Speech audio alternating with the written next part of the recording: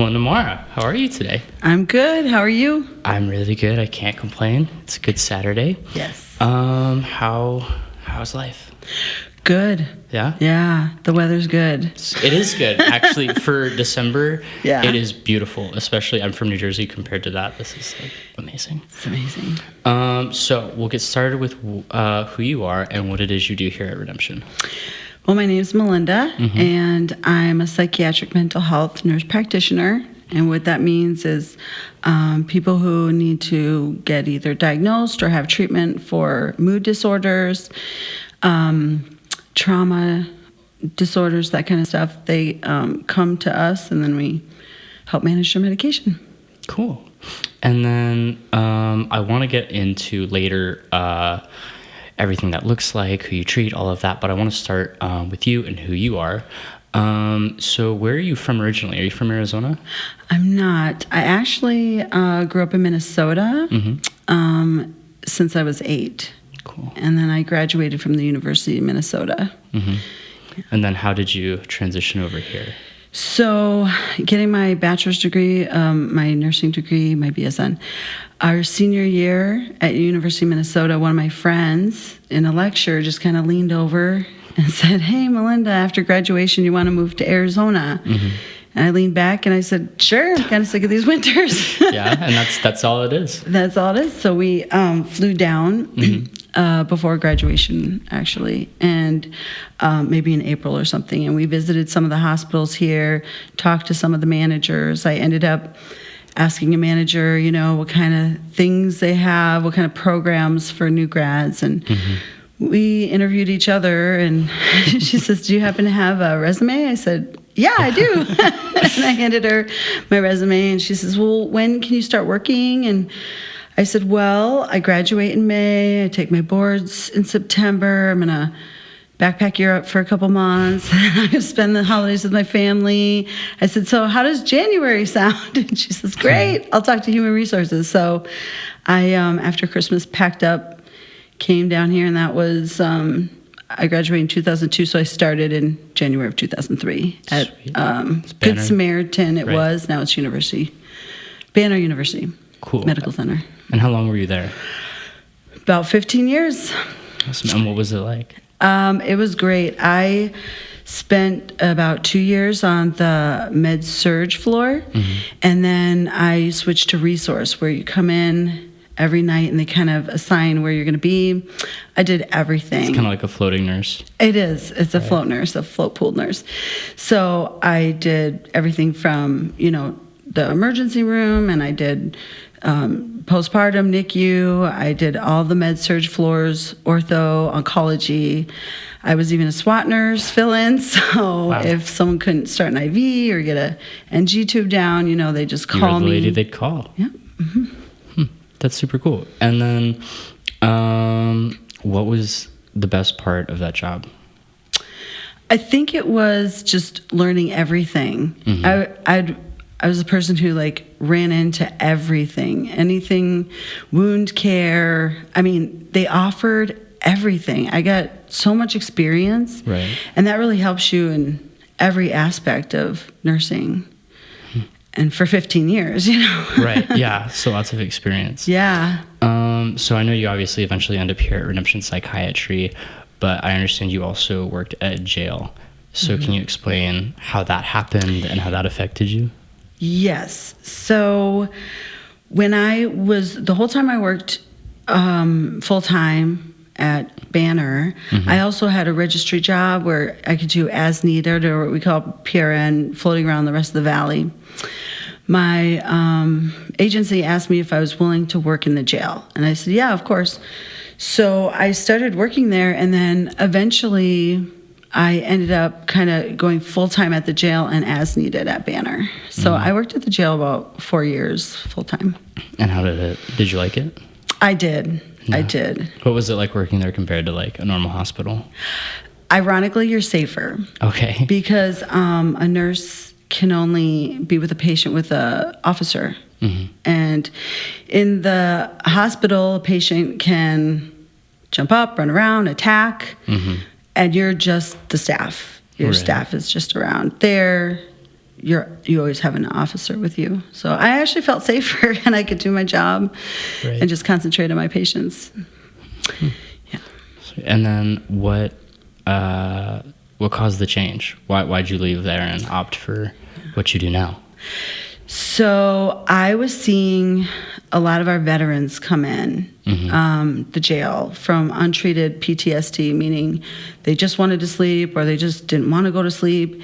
And I just thought, this is so wrong. We actually, out of all the jails at Maricopa County Jail, there is one whole building just of veterans. That's how many.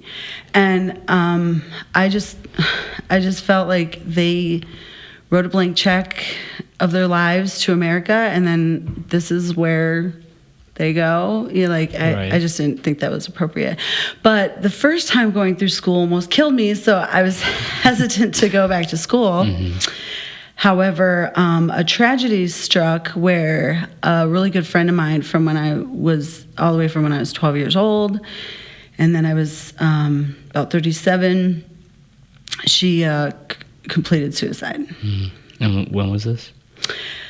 I think, 2016, I guess, because it was right before our 20-year high school reunion. Right. And I graduated in 96.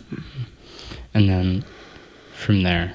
So I was grieving pretty hard. And I guess my biggest question was, why? Like, why? She was always happy. She was no signs. So I couldn't get over it. And I think I just thought, well, then I have to do something about it. So I started my application. So you went back to school to get my master's. Yeah.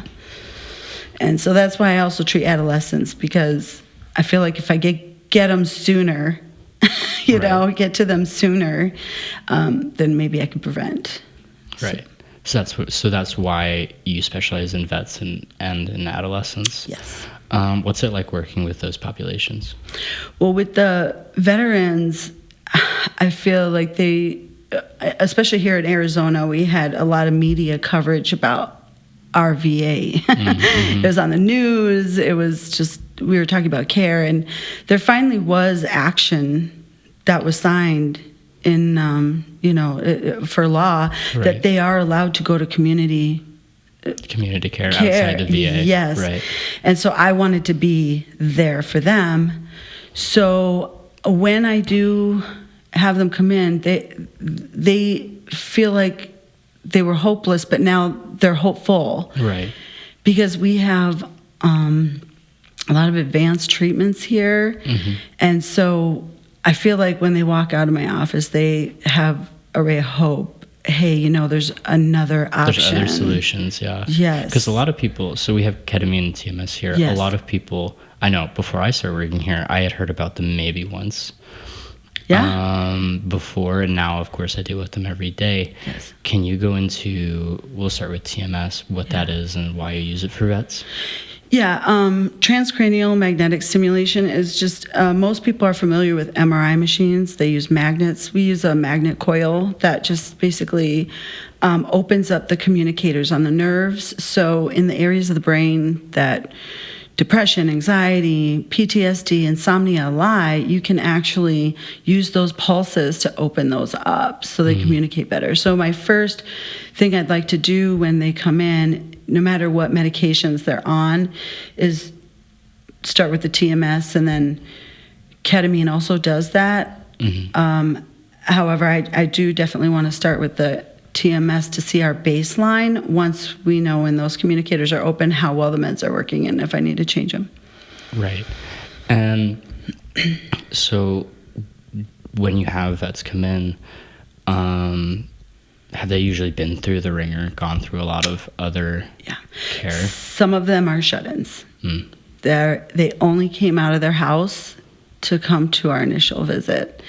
And that is the key. If they could just come in for that initial visit, the rest I could do telemed. I just really want to get to know them and what their issues are, so I can directly have a direct approach to each symptom and know a better holistic care plan for them. Right.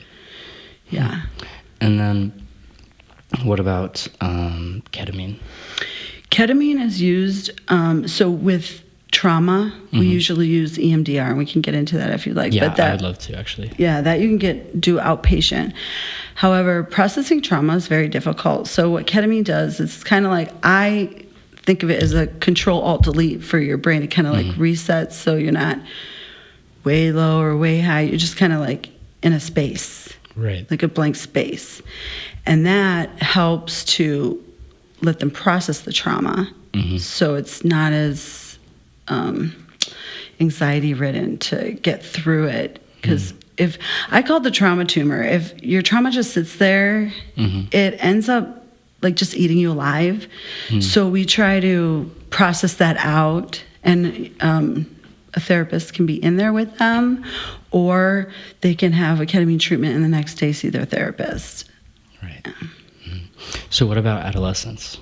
Adolescents, I feel, are going through a really difficult time. If you think of their generation right now, they're the first generation to not have a childhood. And what do I mean by that? I mean that when I was growing up, I had a safety bubble my parents made for me. And they could open that safety bubble up as much as they wanted to, according to my developmental stages. Right. The internet. This is the first generation born into the internet.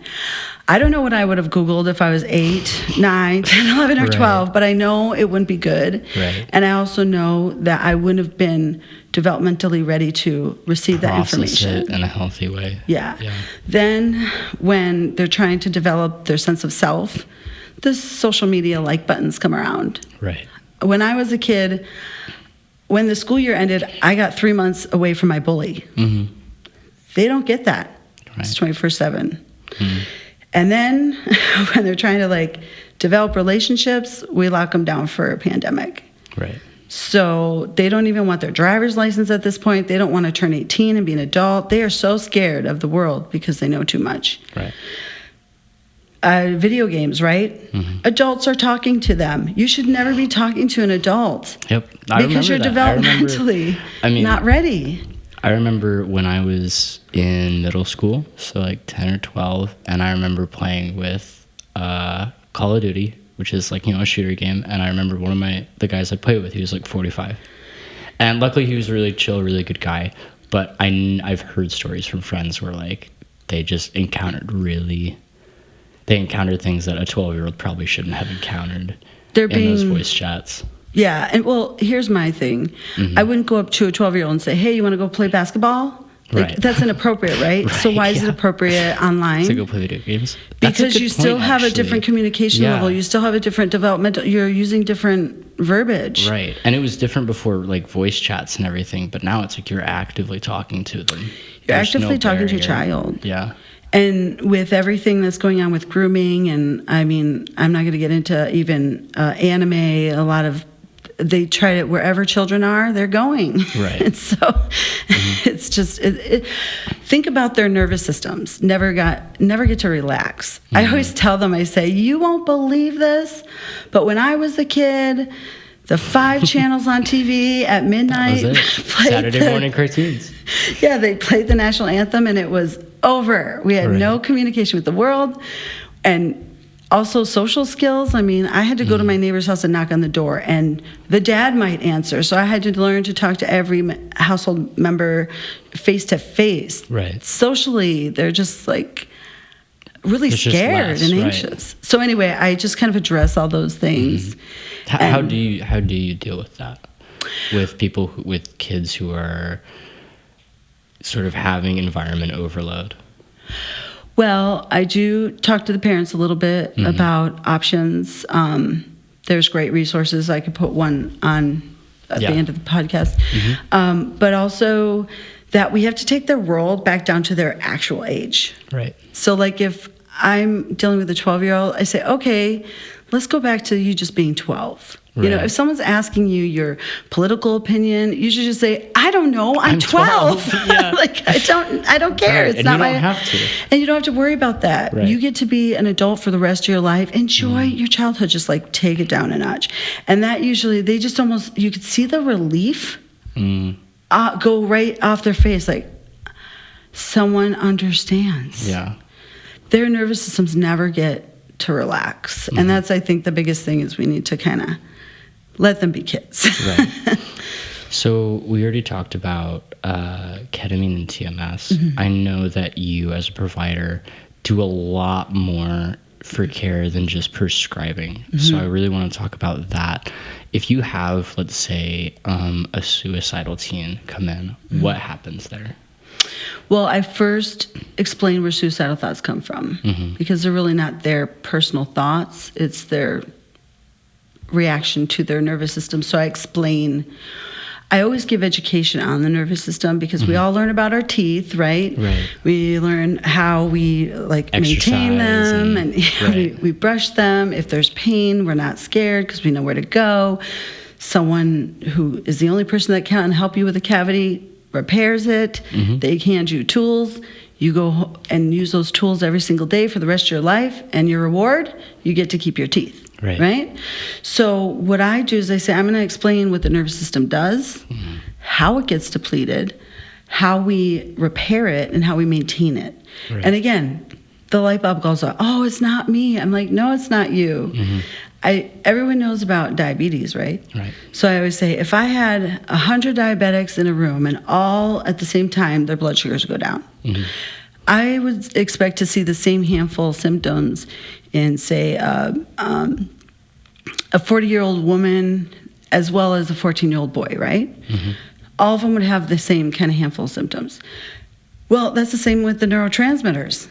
So when I ask them the questions that I ask them, I just say, be honest, so I can see which neurotransmitter isn't doing their job, and then I'll either raise it, lower it, and we'll go by that because I know which each one does.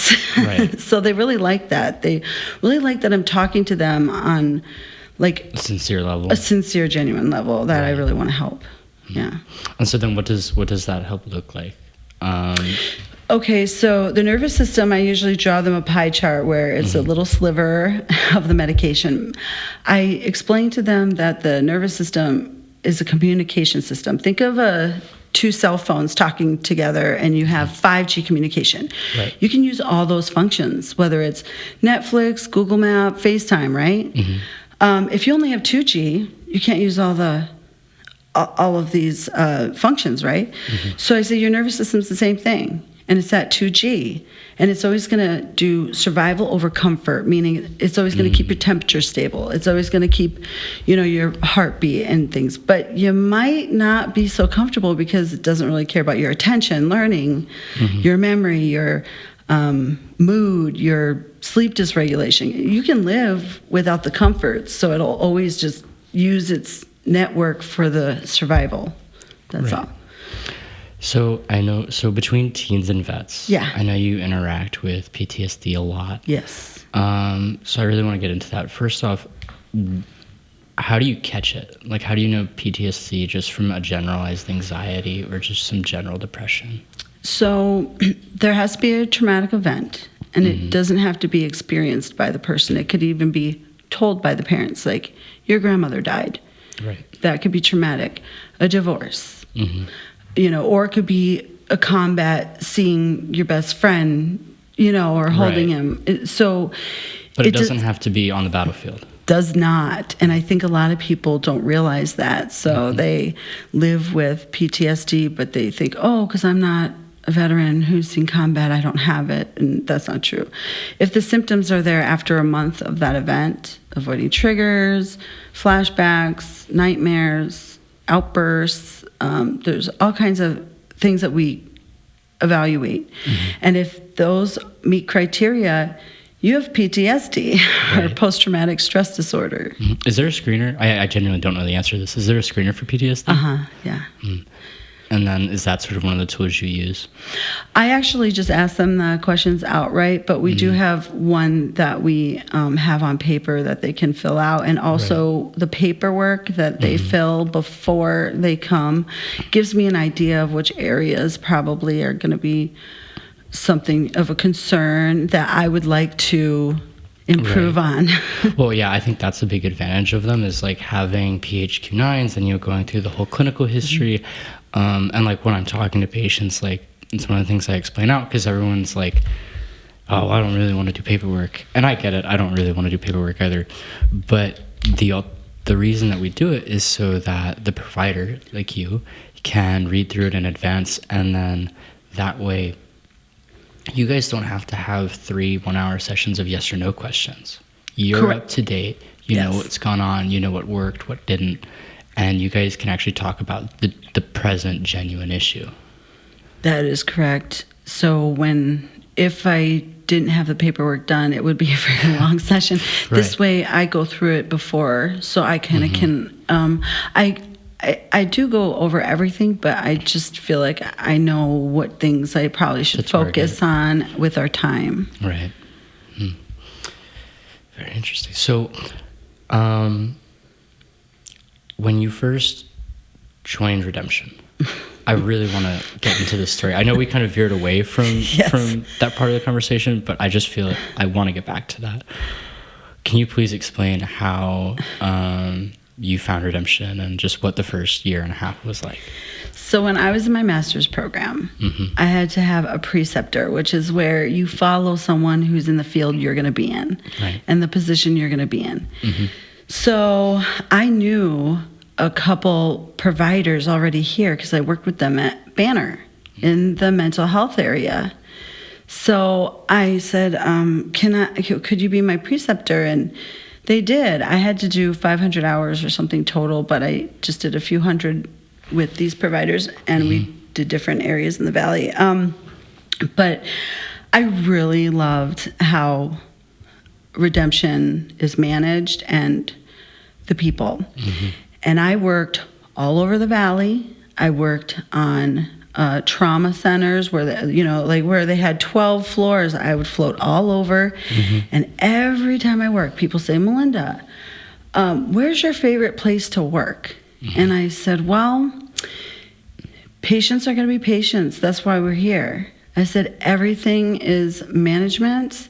What either makes or break your night is management and your staff. And I said, I could have the best, amazing, easiest patients and the worst staff, and I have a horrible day. If I have the worst, most complicated, just taking so much out of me, draining amount of patients or something, but I have good management and I have great supportive staff, great day. So when I saw what Redemption was on the inside, I said, I want that. So before I graduated, I wrote the CEO a letter, an email. And I said, hey, I'd like to work for you. And he said, hey, well, we're full right now. We don't have any room for providers. And so he says, but I wrote back, I said, well, can you at least interview me? Right. So I know you don't have any offices, but can you give me an interview? And so he's like, yeah, let me get settled, and in a few months we'll interview. So a couple months later, I sent another email. I said, hey, I passed my boards. They're like, congratulations, I guess. Yeah. And so they ended up having me interview. And then they're so accommodating. They didn't have an office for me. So the other providers and the staffs figured it out. We have a great office manager. She just went ahead and found all the offices that days other providers weren't working. Right. And I just had a little suitcase on wheels, and that was my office as the provider on wheels. Right, and you used their rooms? Yeah. Awesome. And they were so great. The provider's like, hey, I don't mind sharing. Use my office. It's great. Absolutely. Until February.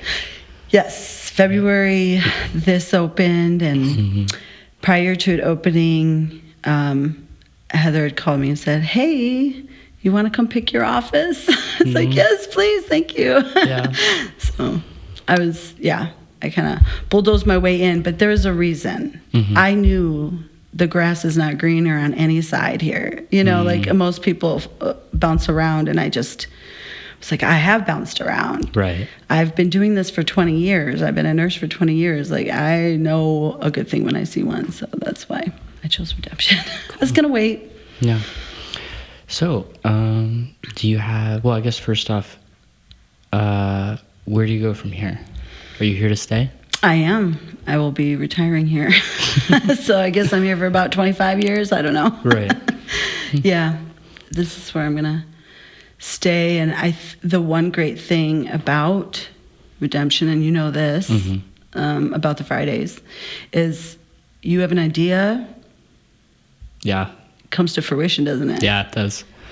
You're a perfect example. Yeah, I still can't believe that I had worked here for like 4 months, and I went to Dan, the CEO, and I was like, so what if we did a podcast? And I thought, there's no way. Like, at least I'll get like points for spunk for asking. Yeah. And he was like, dude, that sounds great. Let's go do it. He's like, if you know how to do it, if you're willing to put in the hours, I'll be right behind you. And here we are now, which is absolutely awesome. And their mission and Dr. Friday, I mean, they're just, they care about patients. You hear how they talk about people. Yes. So, yeah, that's why I'm here to stay. Very cool. All right. Well, do you have any final words? No, I think this was great. I really appreciate you. You know that. Thanks. Yeah. I adore working with you. It's so fun, and it's so cool to see you always spending the extra 5 minutes to half an hour on patients to make sure that they really do get the best care possible, which I really admire about you. But in that case, thank you so much. Thank you. I was